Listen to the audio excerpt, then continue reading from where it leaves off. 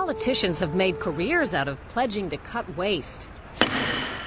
But in 2007, it was clear the mind may be willing, but the body politic is weak. Our Follow the Money reports looked at billions of dollars in waste and earmarks from Congress. Earmarks are grants of money without the normal public review.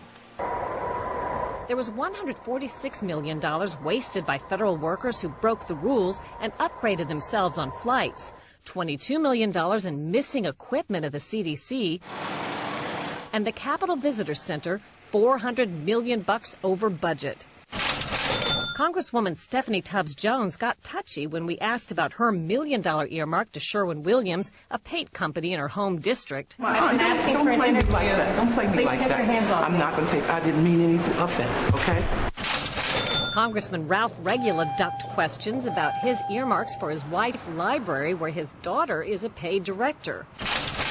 Congressman Charles Rangel wouldn't talk about his $2 million earmark for a library and center named after himself. He wanted his name on the center. The USDA spent your tax dollars sending agents on repeated trips to Key West to protect Ernest Hemingway's cats, which frankly don't seem to need protection. And it's Christmas all year at NASA, where we discovered they spend $4 million annually on fancy four-day parties to honor employees and contractors.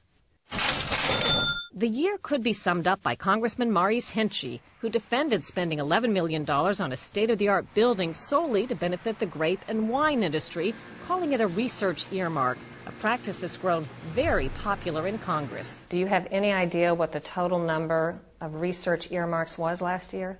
Offhand, I don't know what the total number is, but $2.6 billion. Research earmarks, $2.6 billion is not nearly enough.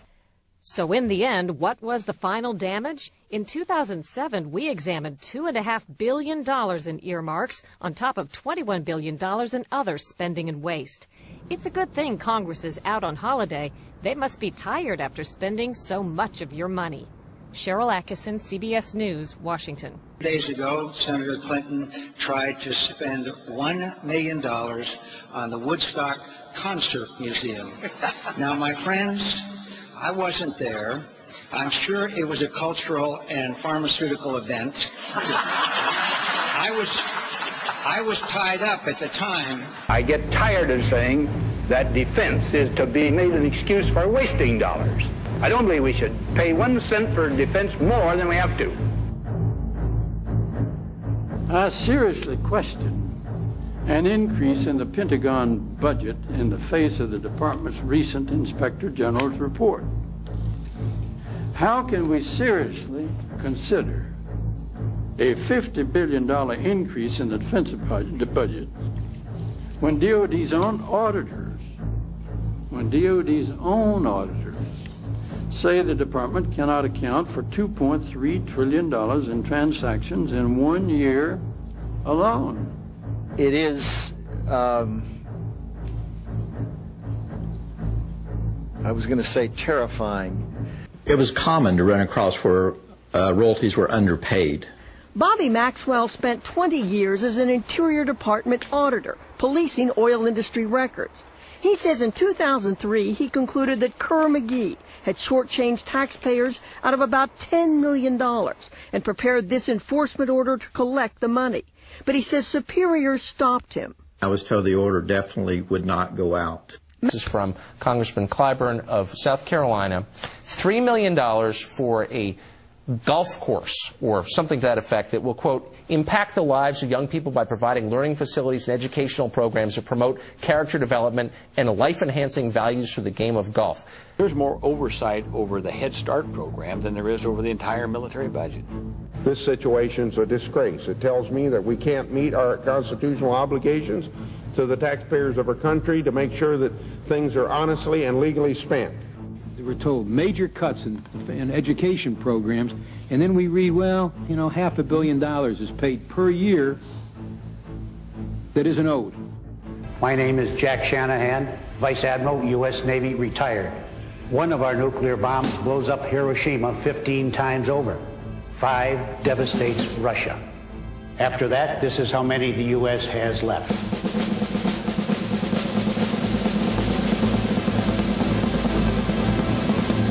feel safe reducing nuclear weapons? Do you? Will corporate greed be all that we value as we move forward into this global economy? Or will we put workers and families first so that all jobs pay fair wages, every American has health care, and corporate profits work for democracy, not the other way around? Will we face our future?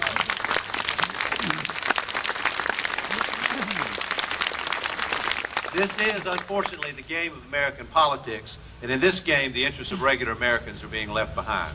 Real change starts by being honest. And I want to say something at the beginning. The system in Washington is rigged. And I'll say it again. It is rigged. And our government is broken.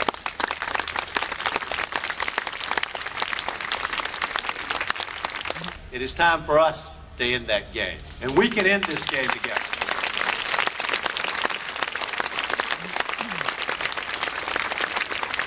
And I want to go one step further, because it is also time for my party, the Democratic Party, the party of the people, to end it. The choice for our party could not be any clearer. We cannot replace a group of corporate Republicans with a group of corporate Democrats.